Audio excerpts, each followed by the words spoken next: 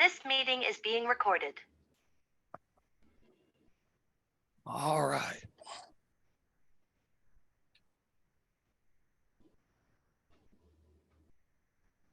All right. Good evening and welcome to Beginners Academy. My name is Greg N4KGL, and I'll be giving a presentation tonight on introducing the RaDAR rally. And I've been doing RaDAR for a decade and really enjoy it. And I'm going to share some details, some changes in RaDAR as we proceed here.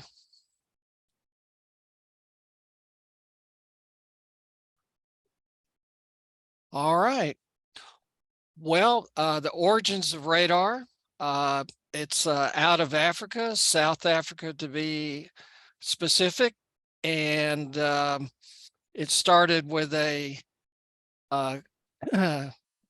originally was named Shack in a Sack. And the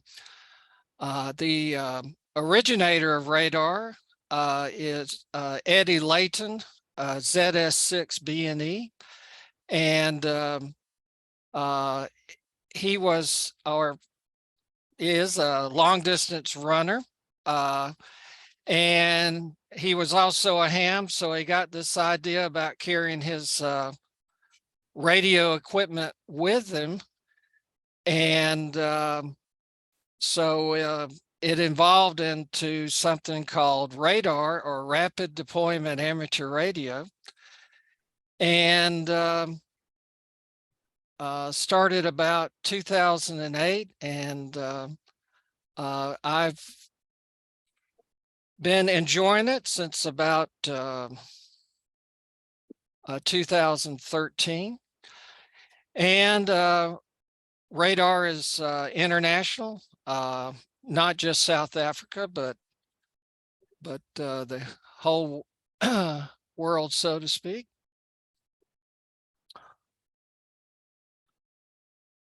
All right, but we kind of have some breaking news that Eddie's promoted RaDAR for many years, but in the evolution, he has kept updating the rules for RaDAR, and the latest rules described an event called RaDAR Challenge. And he decided to terminate RaDAR Challenge. And I think it does take his time, and in his view, it really didn't justify carrying it on. But I've sent him some emails, and we've exchanged emails, and he says he still sees value in RaDAR, and he says, Greg, you can stir up some activity. So in light of all this, I decided to introduce something called RaDAR Rally. And it's inherits a whole lot from RaDAR Challenge, but we've streamlined the rules a little bit and streamlined the exchange for making contacts. And so we've got a fresh set of rules for RaDAR Rally, which we'll talk about as we go. I kind of copied the dates of the RaDAR Challenge. Traditionally, it's been the first Saturday of April and the first Saturday in November. There was also a July RaDAR Challenge, but that was my least favorite. So I left out the July, but actually a number of folks are going to miss the April date, which happens to be April Fool's. Yeah. But actually I got a note here that the dates may be expanded, so maybe we'll maybe we'll do it in May. And also, haven't announced that, but it's definitely on for the first Saturday of April. The time, well, this is an event about going outdoors and operating portable. And the time, as far as the rally, is a 4-hour operating period during the UTC day. That's not too important, but it does have a fixed duration, which really it really adds to RaDAR. The 4-hour duration creates an urgency to make contacts and to keep moving and to make as many stops as you can during a 4-hour period. So over time, people who do RaDAR tend to optimize their equipment and their operating strategies to make the most of that 4 hours. Some good news, unlike SOTA, Summits on the Air, and Parks on the Air, RaDAR can be done anywhere that you can legally be and safely operate. However, parks are a natural choice, and RaDAR can be combined with Parks on the Air. That's hugely popular. And the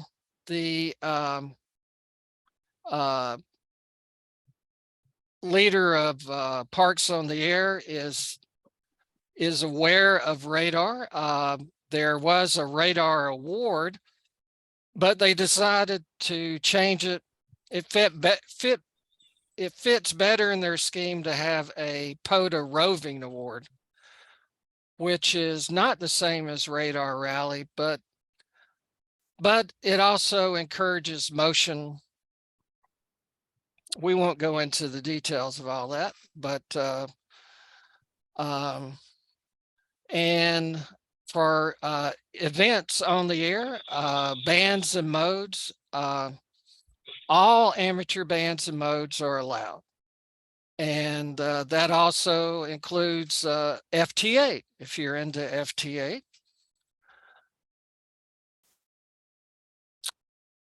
All right. So what is the goal of RaDAR Rally? Well, it's to encourage a challenging and rewarding portable operating experience by promoting the rapid deployment of your station and physical exercise that you would get while moving between deployments. So that's a very unique goal in amateur radio. There's a lot of contests, but most of them don't include physical exercise. So, and I'm going to share something that I found interesting about RaDAR is it's an opportunity to experience the flow zone. So what do I mean by the flow zone? Okay, I'm not a psychologist, but on Wikipedia it says a flow state or being in the zone is the mental state in which a person performing some activity is fully immersed in a feeling of energized focus, full involvement, and enjoyment in the process of the activity. In essence, flow is characterized by the complete absorption in what one does and the resulting transformation in one's sense of time. So, well, people ask me, why RaDAR? Why, if you're at a location, why would you pack up and move to another? Well, in the process of that, I've kind of experience this flow zone. Okay. And it's hard to explain without experiencing it, but this can be experienced in a lot of different activities, particularly those where you're doing something that requires a certain level of skill. You're also being challenged. But when things come together, so to speak, it just clicks right along and you're just having a great time. So here's a chart I found about the flow zone, as I call it. And so if you did something where it took a lot of skill, but it wasn't very challenging, it would be boring. Or if the problem was just too difficult and you didn't have enough skills, it might be frustrating. It's frustrating. So there's kind of in the middle there, it is being in the zone. So that's something to ponder. So we'll give you more details about RaDAR. I use the term deploying, which is breaking out your station, setting it up at a fixed location. And the goal is to make at least 5 contacts before you move to the next location. So in the radar rally, the moving part must be non-motorized, such as walking, bicycling, or canoeing. So that's the physical part. All right. So there's different ways to move, and you can mix these conveyances, so to speak, but they're different distances. For walking and canoeing, the distance is 1 kilometer. And for bicycling, it's 2 kilometers. So that's to kind of normalize these different methods of moving. And as I mentioned, a lot of times we just say it's 5 contacts and go. It's at least 5 contacts. You could make more at a deployment. And a question was asked, can you reuse a deployment? And the answer is yes. And I have deployed in the same place over and over, but it's kind of dull, but it's not against the rules. You can do that. Or you could go to several deployments and backtrack over the deployments you've already made. As long as you walk the 1 kilometer in between. That's right. Thanks, Chris.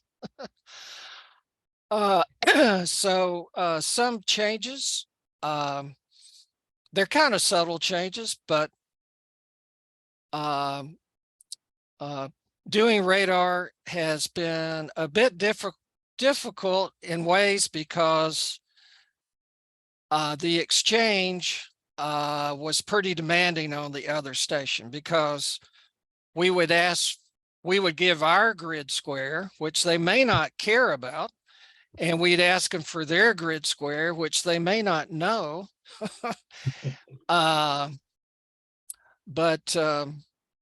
So I'll go through this slide from top to bottom here.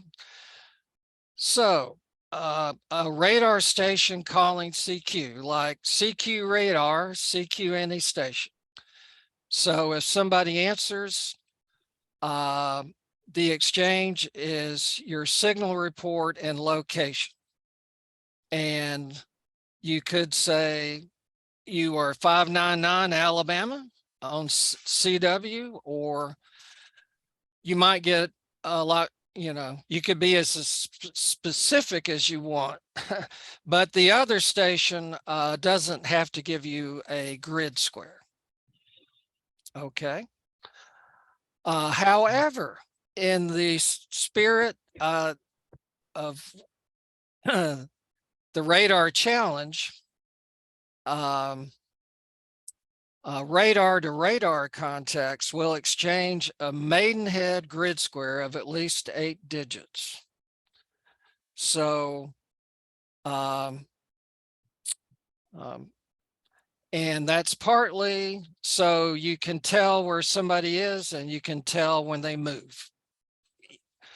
That was the motivation for having the longer grid squares, but people doing radar are going to be prepared to give their 8-digit grid square.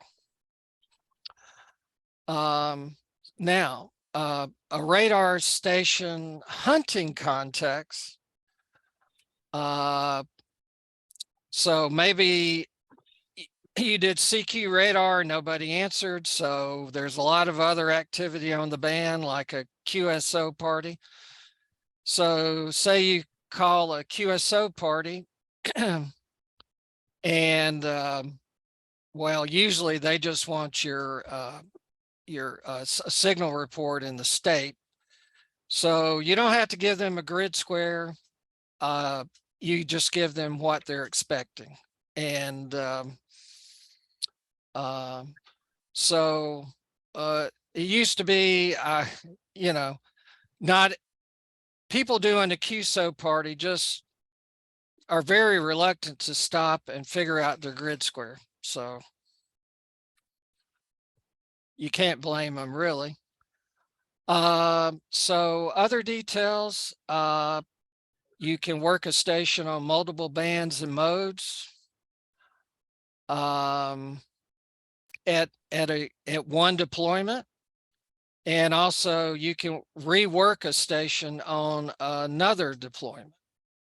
So if somebody wants to follow you all the way, maybe you can get a contact from them at several deployments. Also, you can use any means to spot your activity. So these are things to think about and have a strategy for radar, but I'm hoping this makes it a little smoother to actually practice radar on the air. Any questions about the exchange for radar or radar rally? Okay, not hearing any. Scoring.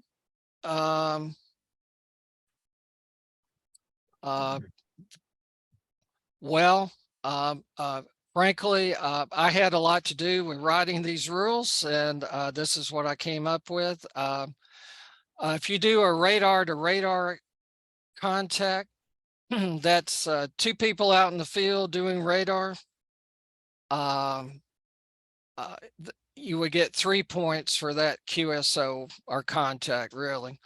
And all other contacts would be 1 point. So if you had a chaser that wasn't doing radar, but you worked them, you would get 1 point for that. So, so it rewards you for doing radar to radar, and up to 5 contacts count at a deployment.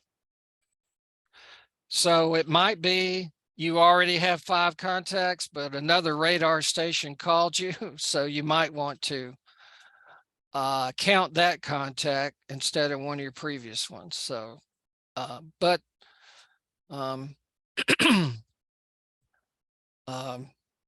now what happens for me getting on the air is I'll take any contact I can get because the idea is to get 5 and move.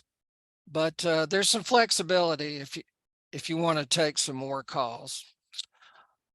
All right, and here's where the time element comes in, and the physical part. The number of deployments within 4 hours after your first contact is used as a multiplier. And your last deployment must have at least 1 contact. So your score, it's going to make it worthwhile to keep moving.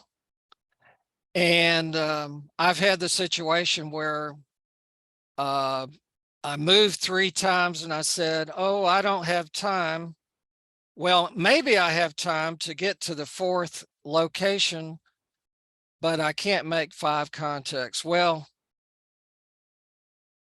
you can move to that last location and make at least 1 contact, and that deployment will count. So I can put out the effort to go a kilometer to a stopping point or deployment, and it will count in the multiplier if I get at least 1 contact.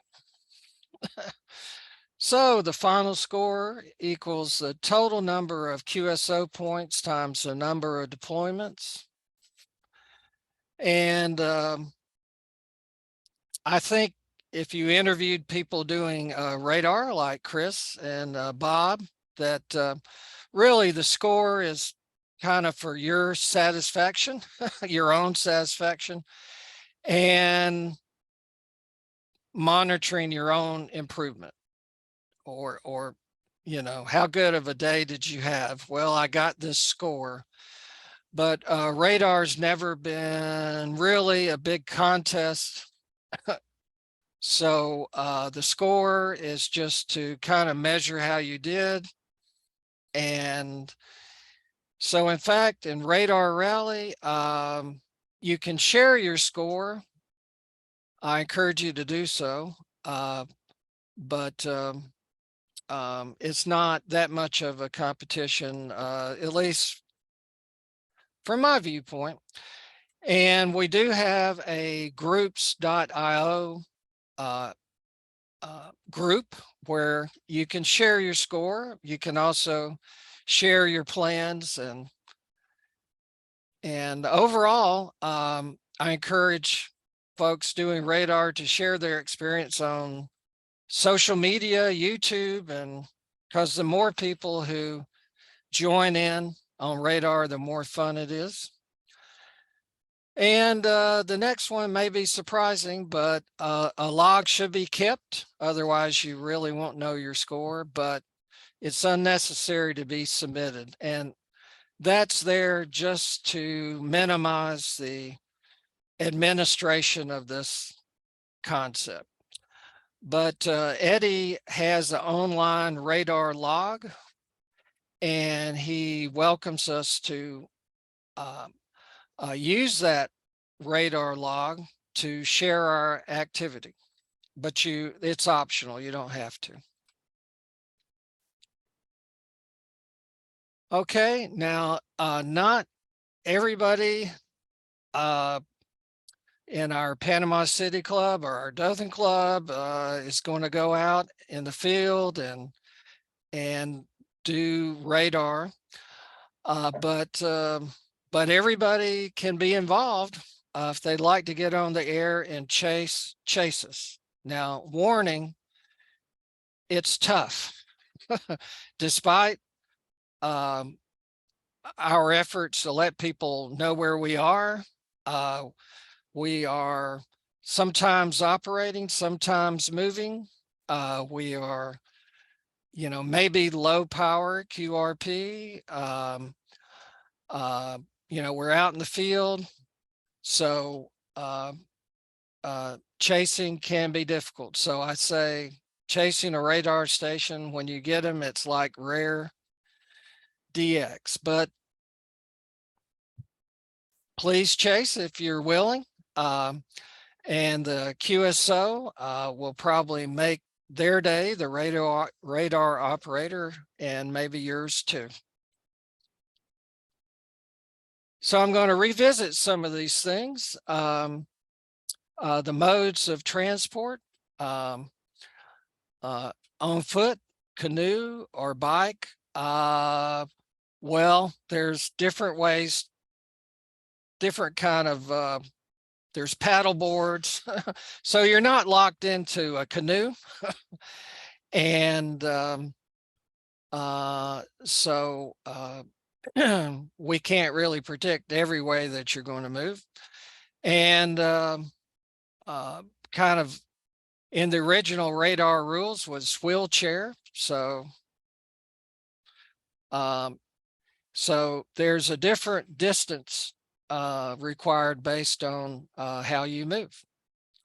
How about cars there, Greg? Cars. Well, the latest radar challenge and also radar rally has left out cars because there's not as much physical requirement to do it in a vehicle. Now I'm testing that idea out, so it's not in the rules right now, but May I add something? Or yes, you may. back home, I'm trying to promote this, and we did it for fun with a couple of friends of mine, Yeah. and we just did it to see who could make the 5 contacts, and we picked different parks, and then we moved to 3 different places. And Yeah. the guy that reaches, then we're going to have a termination point, and the last guy that reaches that point buys lunch. Yeah. So or Well, supper. you know, I've thought today maybe I'll add a little paragraph in the rules that will say, well, if you'd like to be creative in the way you practice radar, please go ahead and do it and let us know what you did. So, you know, it's the experience. But on this version of the rules, I did leave out vehicles. So you're not the first person to mention that. So, you know. Well, one of the things that I found that this helps is a lot of people, I've been trying to promote this up in Cleveland. A lot of people don't have portable equipment or even know what portable equipment consists of. So I have a lot of get-togethers, just spontaneous, usually in the pavilion somewhere near a park. And I put the word out and people show up. And what it does is it makes people improve their equipment. They Right. need to come up with, and their antennas. So people need to have an antenna that's effective, but that can be put up real rapidly. Also equipment that can be carried around very easily and getting going. So you come up with different people with different type of antennas and different type of equipment. And as time goes on, people figure out that, something works better than others. So That's right. the more you do it, the more streamlined you get.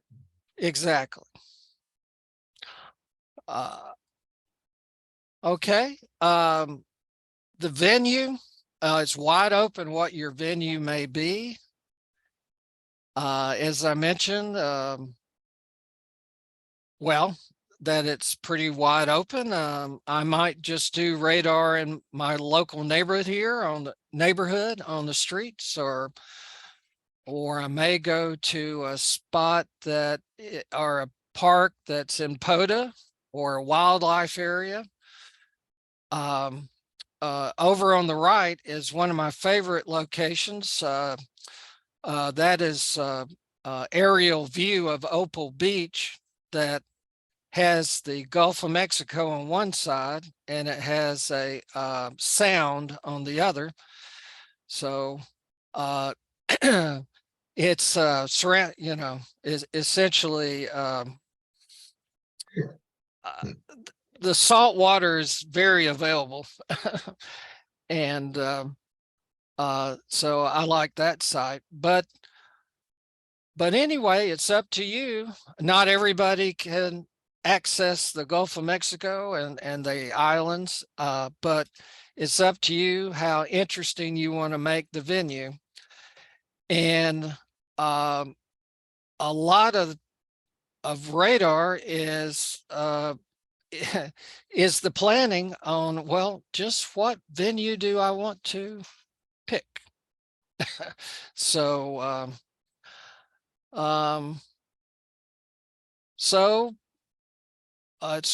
it's wide open. Take advantage to what's in your area. It may be lakes, or It may be a frozen lake. Who knows?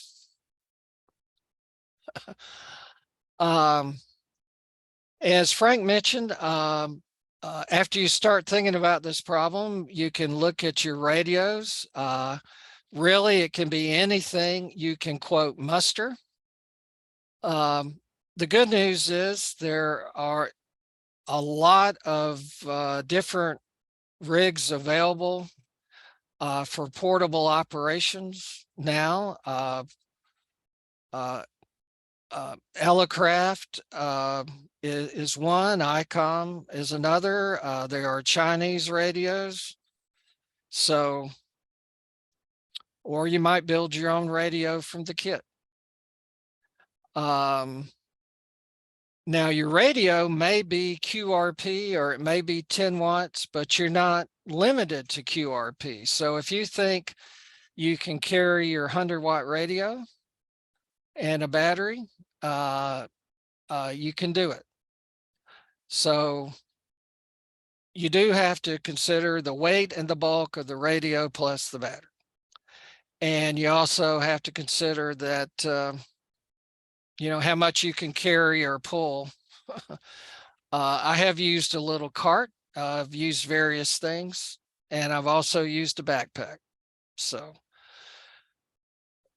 there's so much about RaDAR that comes down to your personal choice on just how you'd like to do it. And RaDAR is kind of like portable ops on steroids. So you probably want to just start doing portable ops to get familiar with portable ops, and Parks on the Air is awesome. So there's a lot of outdoor opportunities, and this is just one of them.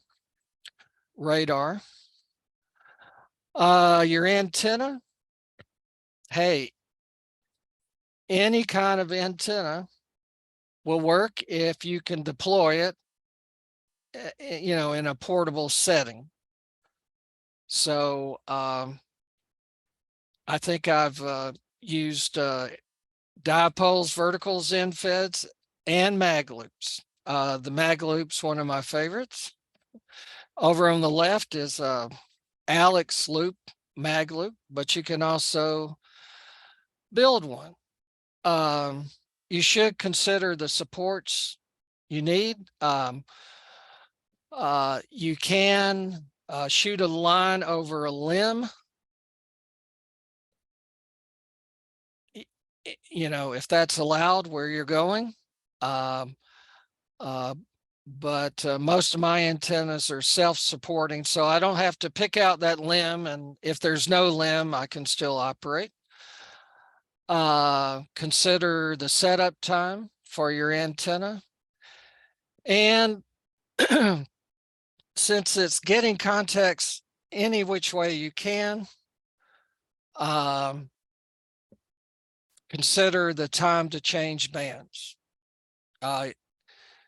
You could just gamble on using one band, but maybe you're not having any luck or it's too crowded on one band, so you may want to jump to another. And of course, the weight and bulk of your antenna and the supports impacts your ease of movement. All right. And as you operate on HF, you're going to get a sense of propagation on the different bands. One propagation mode is NVIS, near vertical incident skywave. And for me, I like that because I may be 80 miles from Panama City or Dothan, and I want to make contacts with my ham friends or chasers. And so to do that, I may want to use an INVIS antenna. That may be a subject of a different talk. But so propagation is a big subject. Antennas are a big subject, but if you jump in there, you're going to learn by doing. And also, there's a lot of activities on the air. There's QSO parties, there's parks on the air. The good news, I think, that in particular parks on the air, I think that's making it easier to make contacts. In particular, if you're in a park, there's a whole set of chasers that will be interested in contacting you. So you may be the little radar guy, but as I say, they can hear you if they want to hear you. And those chasers are professionals. So, and speaking of friends, I think really spreading the word on RaDAR and really cultivating some chasers and making friends is part of RaDAR.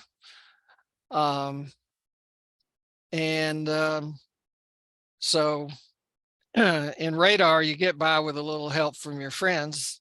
And frankly, if I'm operating where I have a lot of friends, I can even take some contacts on 2 meters if there's simplex contacts. And you may say that's just too easy, but believe me, it takes some work, some social engineering to get people to show up when you need them and to get your 5. So, and the more you socialize the idea of RaDAR, the better, the more fun it is. So in summary, why RaDAR? Well, it's not easy, but it's still fun, in my opinion. It presents both a ham radio challenge and a physical challenge. It's a focused on air experience. And it's different from any other. It has a lot in common with other on the air events, but it's also unique.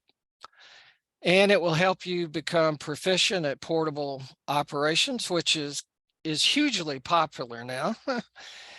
And you can enjoy the social network of RaDAR. And another saying I have is it's portable operating on steroids.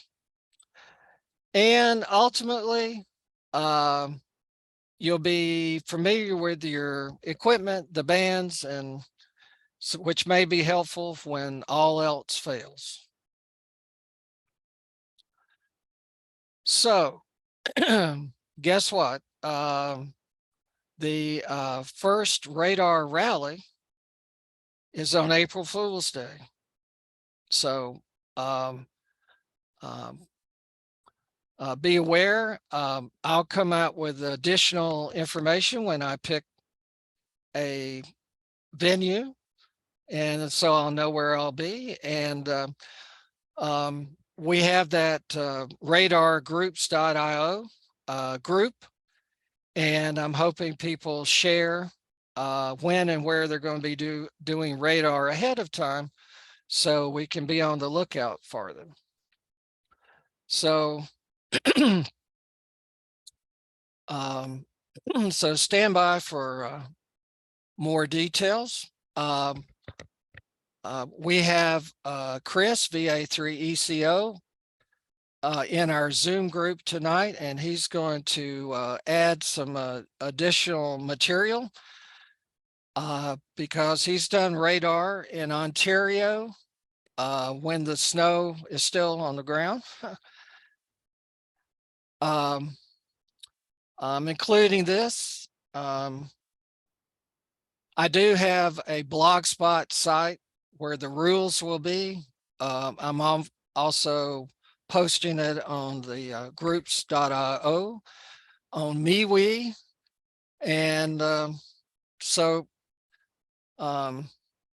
it I'll just wind up and say that Eddie, he still sees value in RaDaR.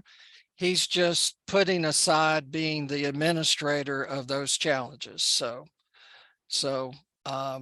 Eddie has a great philosophy about amateur radio, and he's inspired us to do all this. And for more than a decade. So I want to give thanks to Eddie for starting this up, and hopefully we can carry it on and bring even more people into it. So at this point, I'll stop sharing the slides. Are there any questions at this point about any of the slides I've covered? Greg, I've got just a question, and I Okay.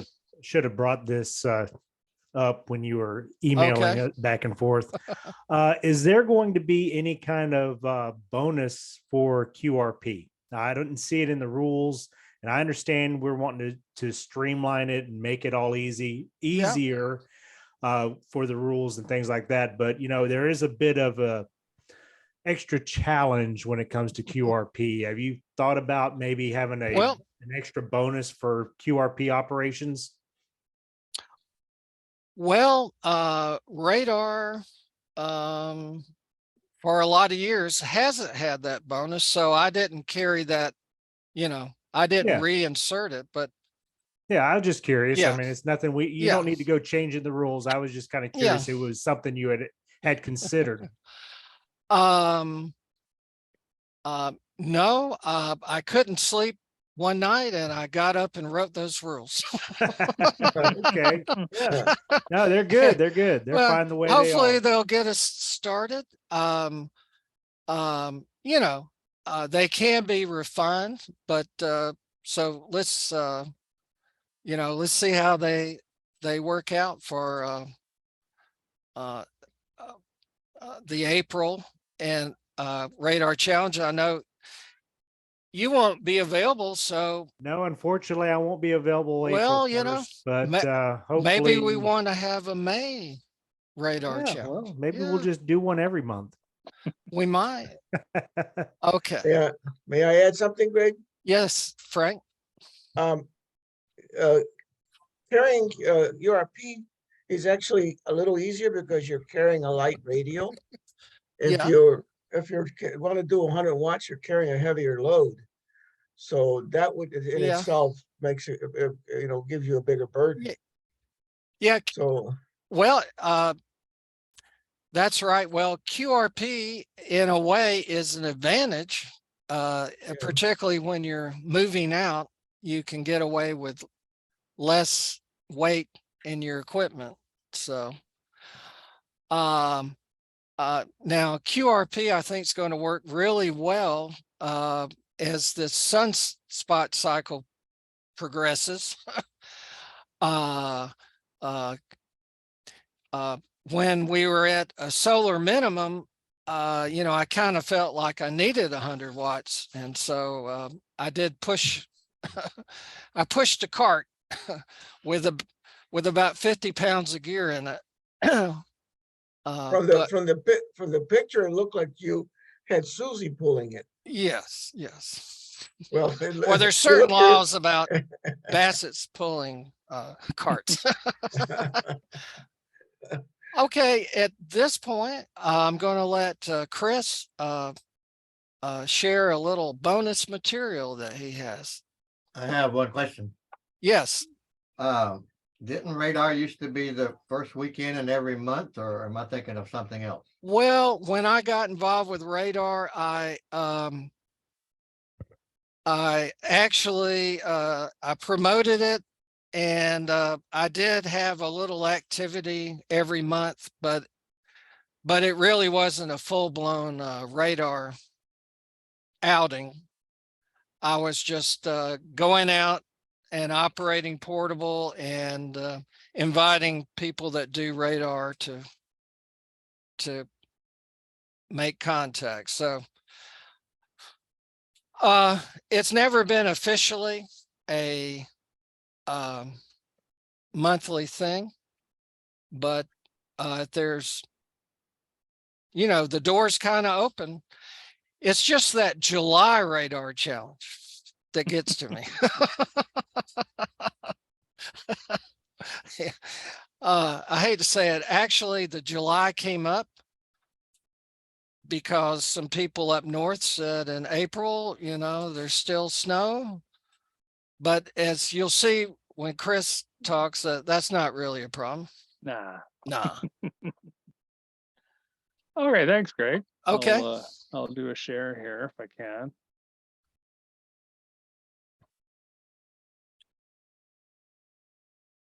And how's that working? People seeing my I smiling see face? it. Yes. Yeah, so this is as most of you know, I'm not a big QRPer. This is full power.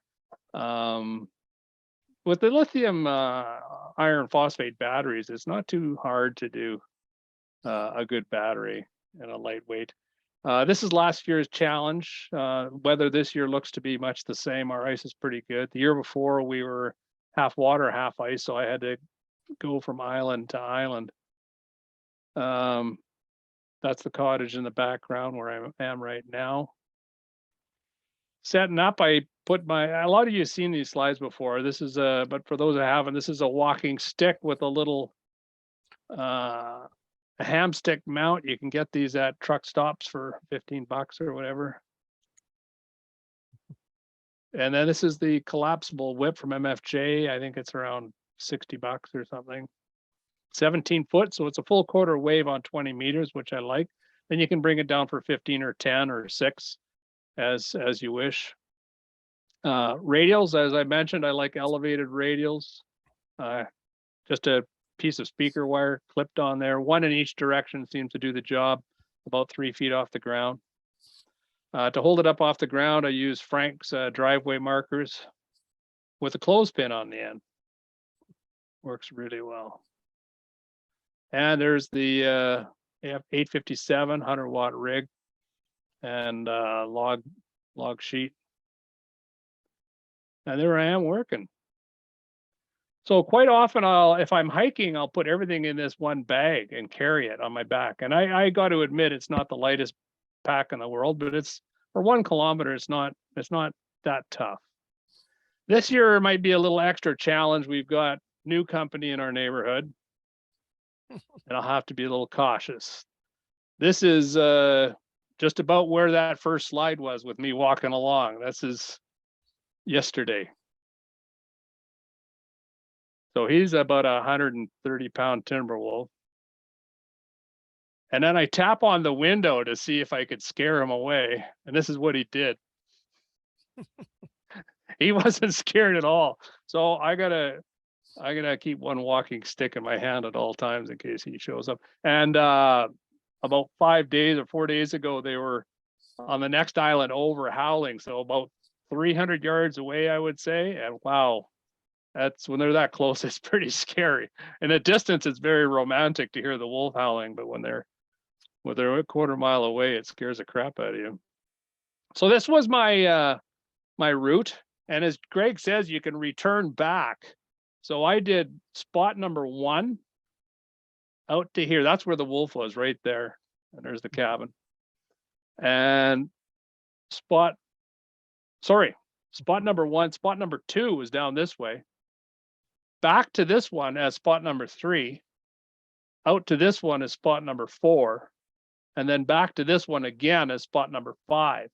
So you can see it's if you want, you could do one spot, do a 1 kilometer loop and come right back to the same one. And Greg has done this some years, it just Susie gets bored walking the same thing over and over, so he has to go to different spots. But that was my trek last year.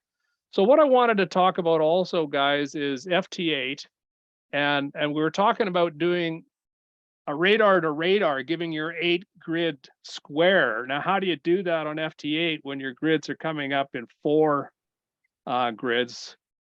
Jim, this is me calling you about 10 minutes ago. I guess you weren't watching your screen, or were you? Were you on, what, on 10 meters? Yeah, 10. I'll hit it again. I'll just let it run while I'm I'll talking look here. at the time there. Oh, 141. Okay, so while we're waiting for Jim, I'll carry on with what I was saying. So you click on File. This is a WSJT software. You go to Settings. Then you'll start out usually in a General tab. There's your radio, your audio. TX macros is what you're looking for. And this is kind of handy. You can actually send text messages to people as long as it's not too long. There's one I said, thanks, Greg, when I was talking to him one day. Anyhow, what I can type in here right now is grid EN29 NP 77. So that's where I am right now. And you click add, and it'll come up at the bottom of the screen here. Bang, there it is right down there. If you put in punctuation marks or too many letters, it'll chop off the end of what you put in. But it turns out grid and then 8 digits works. I imagine 10 digits would probably not work, but 8 does work. So I say, okay. I'm still calling Jim. You heard me yet, Jim? Not yet. Let me see. You're way up on 2214. Okay. Wasn't looking for you that high. 28074. Yeah, I'm up at 2200 hertz. Sorry. That's okay. I'll find you. So let's just, while we're waiting for Jim, and at this point here, this is called TX5.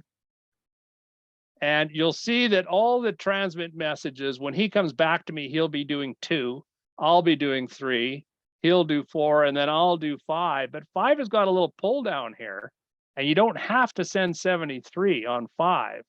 You can actually click that, scroll down to the bottom where I just put that grid in, click on that, and now, whoops, and now we'll be sending that grid number instead of 73 to Jim. So if I start an FT8 and I see N4KGL, I think, oh, heck, that's Greg, and he's doing FT8.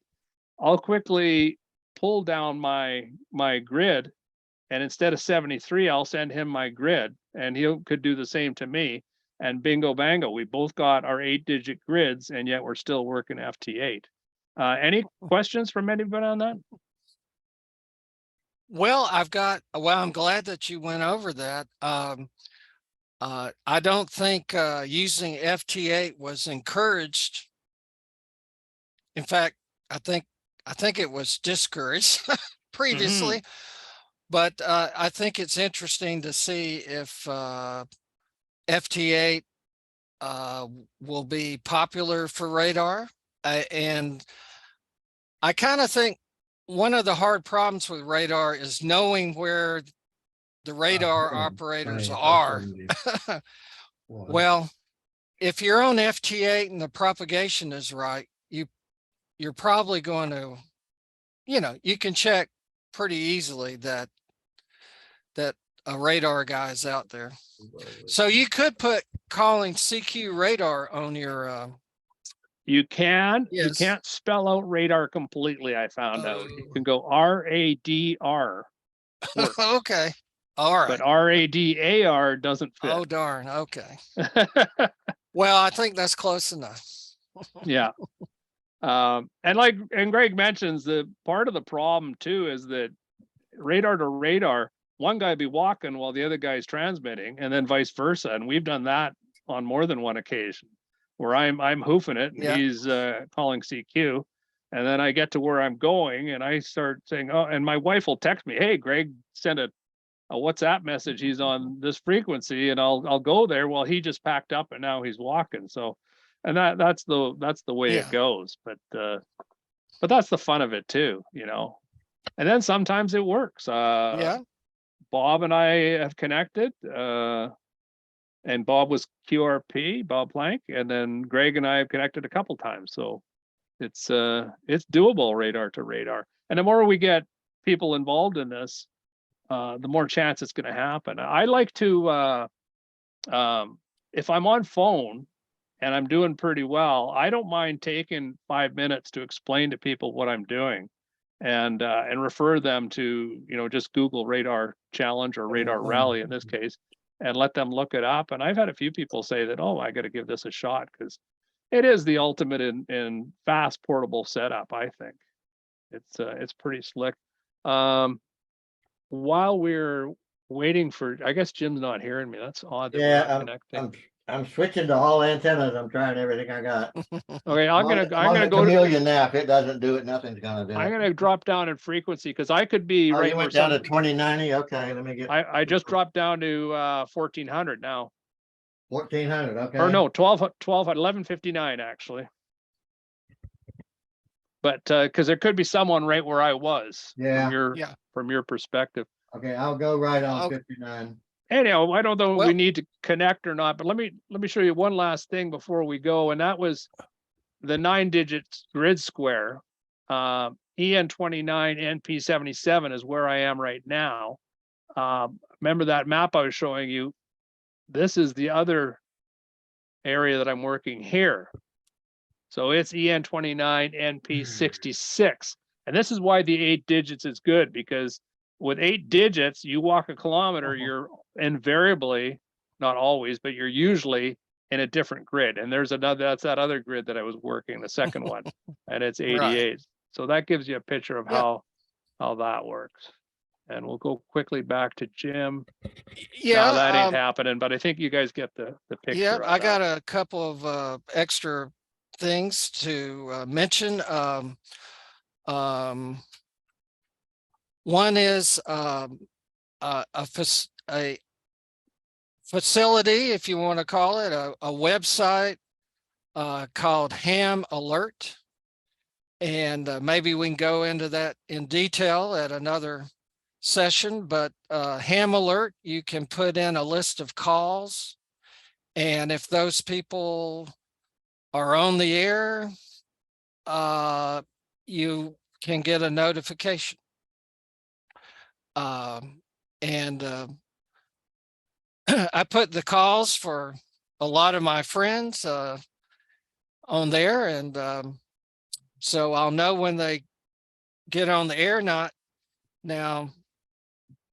If you're on sideband, it's probably less chance that you'll come in on Ham Alert, but it's real good on CW and should be real good for FTA. So Yeah, all the digital modes, it works really well. yeah, so Ham Alert.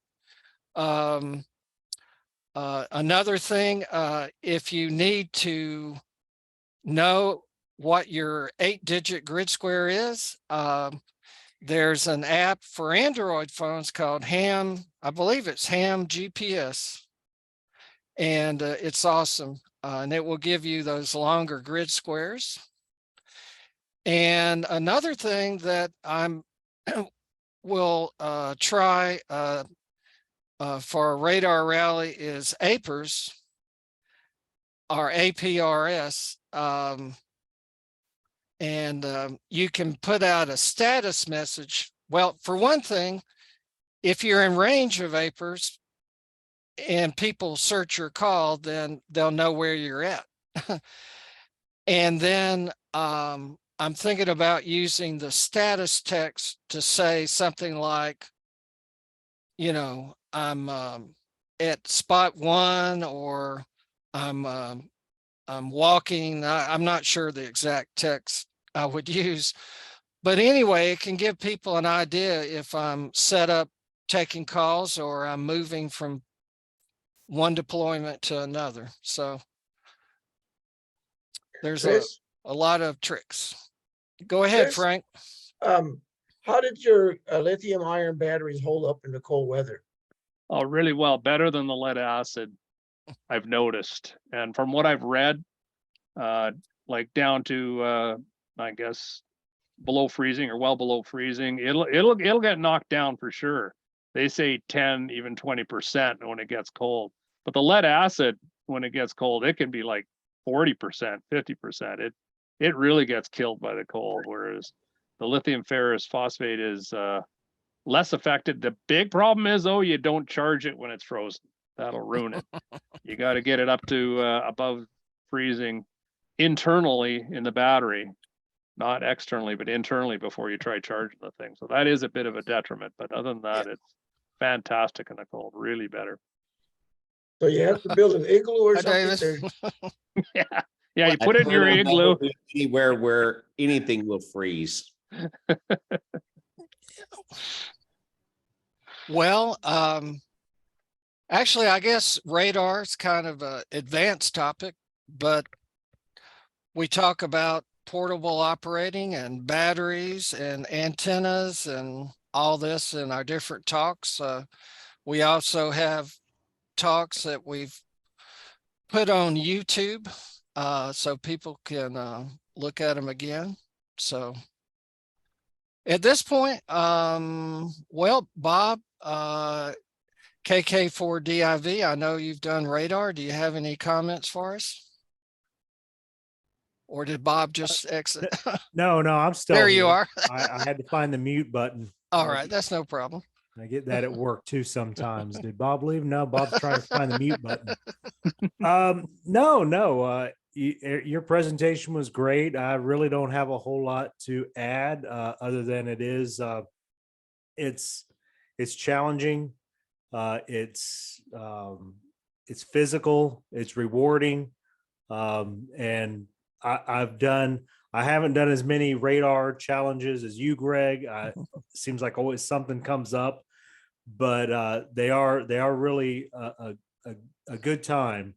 And I've done it. I think the last one I did was up in Pine Log State Forest. That's one of my favorite places to go just to do POTA. But that is a nice place to do radar because it does double as a parks on the air location, and there's plenty of hiking trails out there. So my suggestion is everybody get your radios together and get out on a trail somewhere. Borrow your wife's gardening cart like I do, and away you go. There you go. Well, I think that was a great wind up for it, Bob. I appreciate it. So we appreciate our Zoom audience, and we'll look forward to more Zooms, more topics. We do cover some things that are kind of advanced, but it's things you can look forward to as you grow in the hobby. So we'll say 73 for the group here, and look forward to seeing you on Zoom in the future.